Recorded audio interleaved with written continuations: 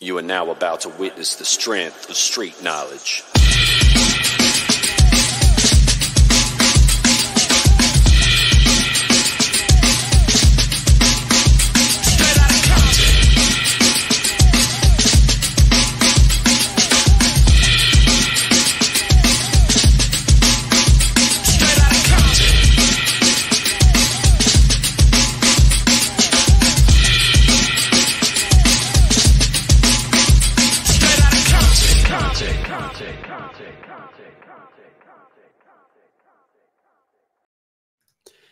Good morning, good afternoon, good evening. Welcome to Tottenham On Tour. It is time for another Straight Outta Conte. I'm here with Mr. Brian Daigle, and you'll notice we still have the Korean flag in the top corner representing the tour we're on at the moment.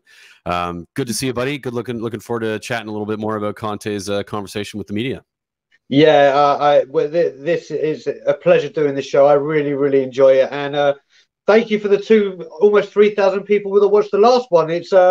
It's a great show to do. We really like this one, and when he speaks, we analyze, don't we? Yeah, exactly. And it's I think he's becoming sort of not even a cult hero, just a hero for Spurs at the moment. Just everything that's happening is because of him. So enjoying everything that comes out of his mouth. So I'm pretty tame on this one, but obviously fun to get into it anyway. Not a lot there, but there's some things you wanted to kick off with before we get into it, and of course we could talk about Hugo being there as well.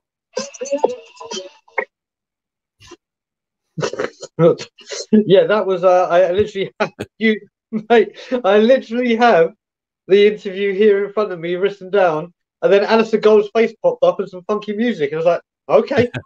What's up, thank you to Alistair Gold for this. But yeah, there's a couple of things we were going to talk about, wasn't there? That first of all, how refreshing was it just to hear the interviewer or the person giving the questions was right. I wish they did that a Hotspur way. If all the journalists gave their questions, and then one person next to Conte said, "This is from Alistair Gold, this is from whoever."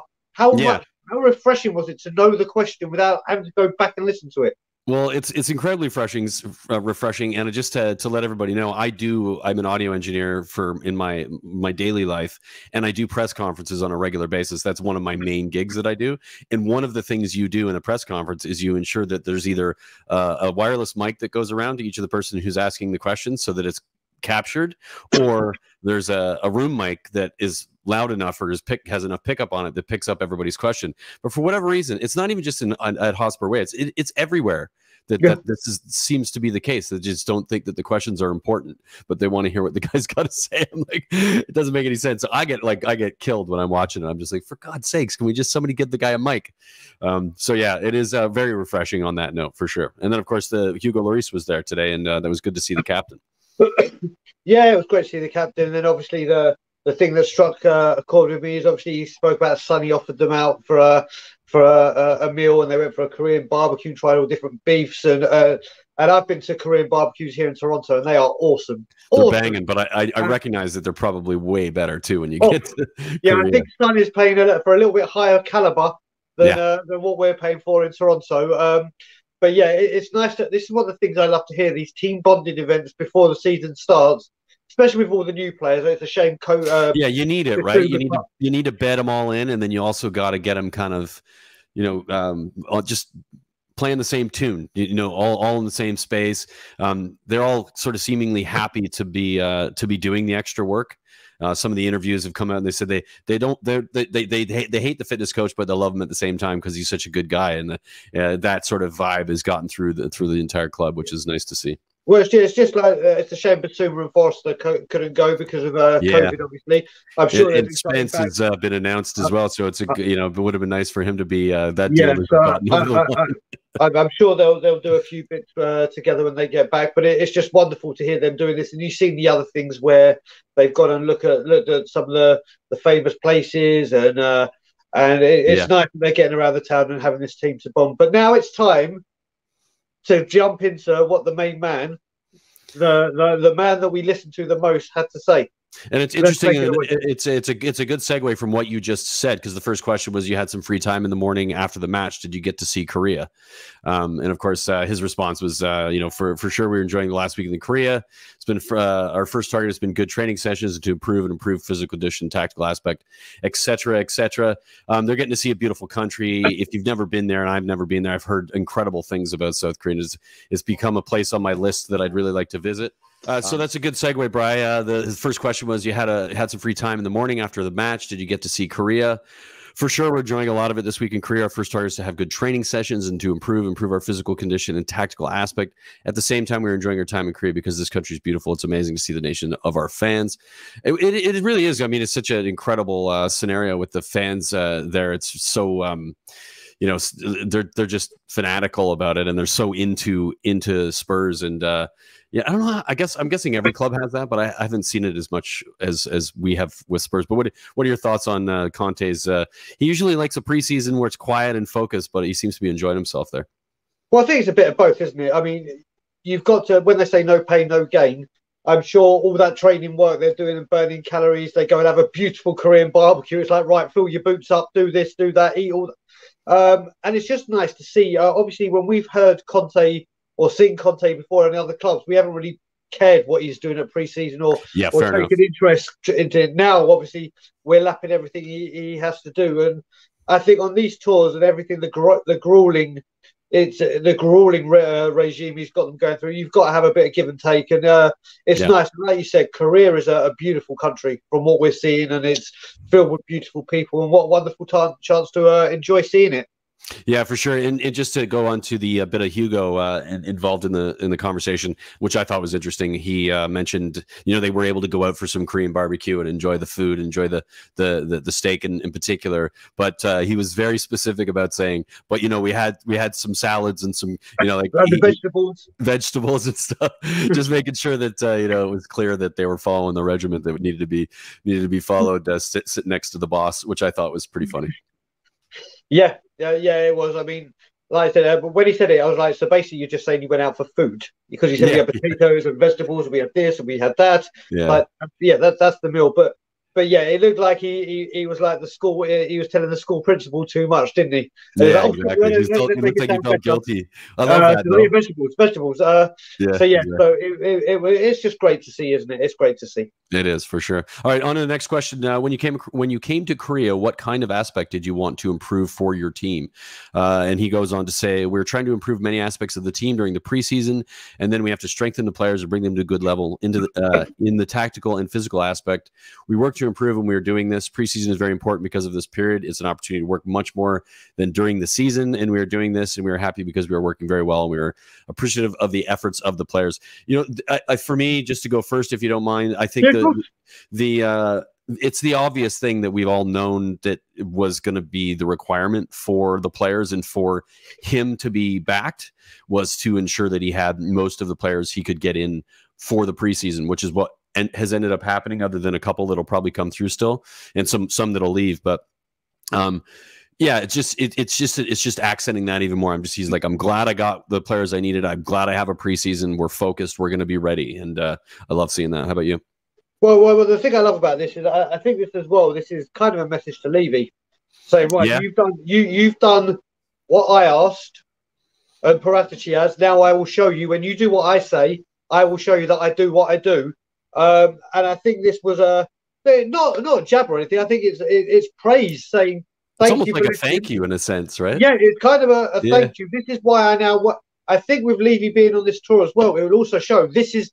I think he'll see now the difference of getting the players in early. It will be like, Jesus Christ, now I can see, because these guys, if they weren't here prior to this, or like we've got the two at home now waiting, they would be like leagues away from catching up to this kind of fitness levels, the team ethos, the bonding, the friendship being built and everything. So I think this answer is kind of, we know last season at the end, he was at Burnley, he was blatantly taking shots at Levy.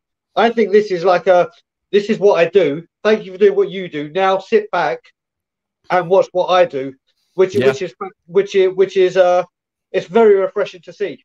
Yeah, absolutely. I think that's a very good point. I think it is that's fantastic. Just to if you're Levy and you see this and then you see the results, he can just kind of go, "I told you so," without having to say it. He's just kind of saying it in advance almost. That's basically what I interpret this message of being. But I'm talking about with that, we left one out, but it's a very easy one. We just brush over it. Obviously, he was asked about Spence. Oh, did I miss that one? Yeah, you missed that one where he was just asked about Spence, and obviously he gave the normal political. I can't talk about or can't comment about anything because he's not one of our players yet. Listen, we all know, we've all heard it. When you get to watch this, we've got the here we go. It's done, but it's not official. So it's just this is just this is like a template for every football club, isn't it? Yeah, they're not going to say a heck of a lot, and they're not really allowed to, technically speaking. You know, it's sort of I forget what the term is. Jacking up the other player from the other team. Yeah. There's a specific term for it, but Tapping up. Thank you. That's what it is. Tapping up the player. So, you know, classy manager not gonna be doing anything that he's gonna get in trouble for that makes him or his players feel uncomfortable. He also, I think, recognizes too that there's going to be some players that might be leaving, which I think he sort of touches on slightly without saying it specifically, but he's kind of like, I don't want to offend anybody who might be here on this tour that might not be with us in the future. So I don't talk about players, which I think that's great.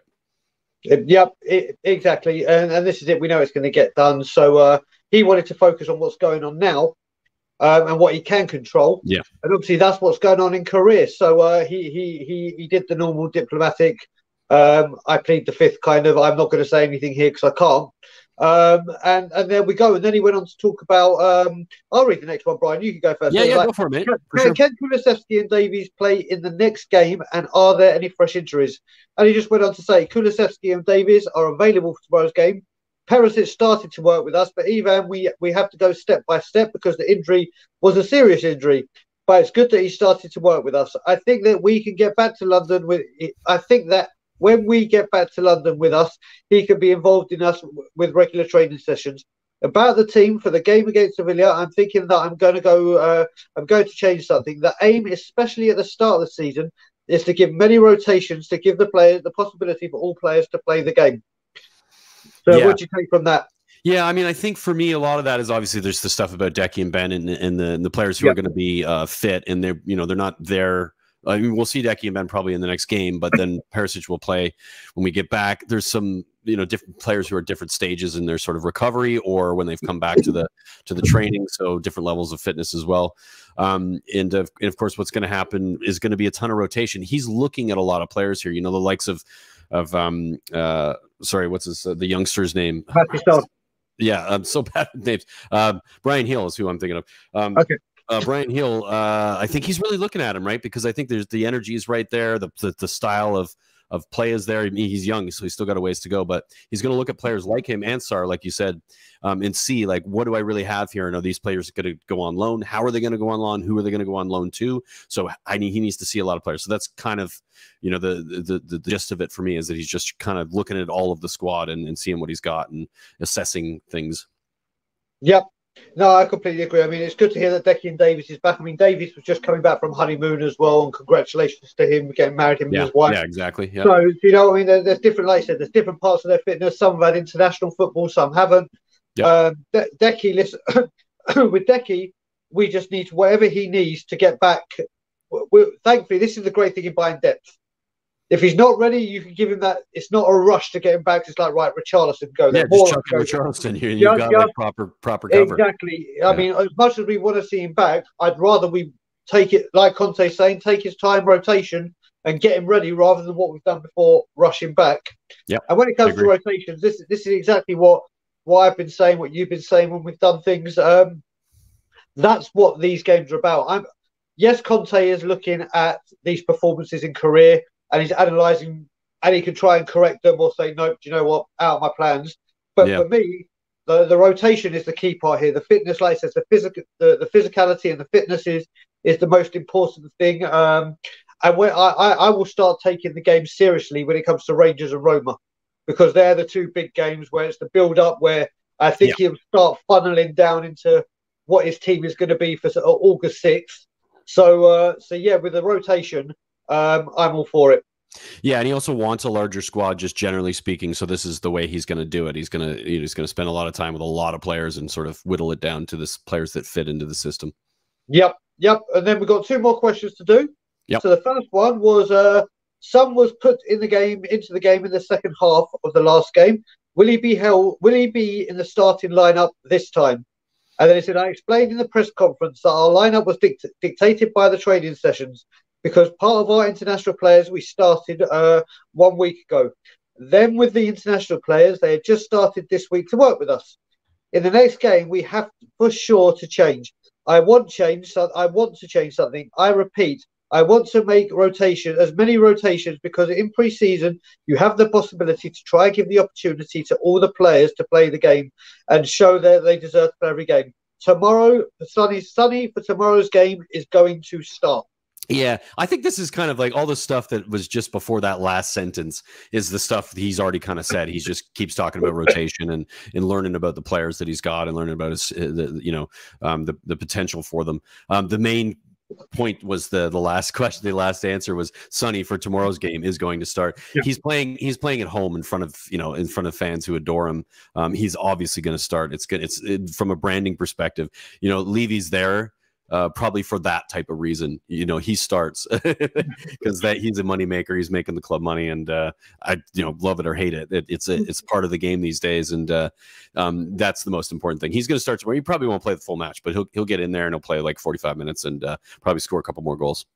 Yeah, I mean, for me, I think what Conte was doing there is, like when you're watching a movie and you're waiting for the really good bit to happen or the twist or the whatever, and I think he was just trying to say as many words as possible to just keep them hanging on. Yeah. Until he got to the very last sentence. Go, by the way, Son started. Yeah, like, let me just speak a load of waffle. Let me just speak some random words and see how long I can keep this going before I go, Son starts. Yeah, exactly. So listen, whether Son starts, I mean, the reaction he got just off the bench and then coming on, wherever he starts, wherever he plays. But again, it goes back to he kept repeating, I want many rotations. That I don't think that's just because of game minutes. I think he's wary of that training ground or the training ritual or regime they're doing, and he cannot play them. He's got to balance it, right? He's got to balance it. Exactly. What's more important, getting them fit and ready to go, or potentially getting them like overrun in a game and possibly getting injured before he starts the season. So he's got to balance those things out for sure. Exactly. Then we'll have the final question, which I'll give you, which is what are your plans for Mate Sarr next season, or this season, sorry? About Sarr, he's a young player, a good prospect. He will be the future for Tottenham. Together with Sarr, we have also other young players, and we will try with the club to make the best decisions for them. It can be very important to take the best decision about whether to stay in the squad, to stay at Tottenham, or to go out on loan and play with regularity every game and continues to improve. So what do you make of that? Yeah, it's interesting. He sounds like he's Levy a little bit. Like sounds like Levy talking, right? Like he's a young player, he's for the future, good prospect. All of those sort of talking points we always kind of question about, like what's the different players that have come in under sort of Levy's control of the transfer window. So I think there's a bit of toe in the line there to some extent. In a spot where he can, and it makes him look good. Because he's kind of like this is a good player, the player that the former people bought for somebody else. But I like what he's got, but probably not in his plans. I could see him going on loan. That to me is I don't want to answer the question, so I'll say he's good, but he'll be sent out on loan when they get back to England. Yeah, do you know what? I don't know. I think Mate Sarr. I hope to see him start tomorrow. He came on in the second half yesterday. Okay, yeah, it's a bit late, wasn't it, to get a good? He came on. Listen, I'd like to see him make a bit more of an impression when he came on, or if he starts. I think he might get a bit more a hold of the ball and might be able to do a bit more. It's very, very hard to say what we've seen in 45 minutes from him is like, all right, he's not ready, he's not this, he's not that. I agree, and he'll see stuff in training too, won't he? That we won't have seen at home now. Exactly. So I think with this. I would like to see him have more games, but where do I see him come close to the window? I do see him go back on loan, but I'm hoping and praying somewhere in his good English club where he gets English minutes under his belt. I'm not too fussed if he goes to League One or the Championship. I mean, he's in the French division just to get those English minutes, to get used to England, used to the culture, used to the language, the culture, the surroundings, everything. Yeah, I agree. But I am hoping to see him tomorrow, but we'll have to wait and see. Absolutely, absolutely. And there you go. So that is the end of another Straight Outta Conte. I'm sure there'll be another one after, and I'm sure it'll be a long one after the game and on their return home. So yeah, thank you for watching. Don't forget to like, comment, share, subscribe. And thank you for enjoying another Straight Outta Conte. And as always, come on you Spurs. Come on you Spurs. See you soon, folks. Ciao. You are now about to witness the strength of street knowledge.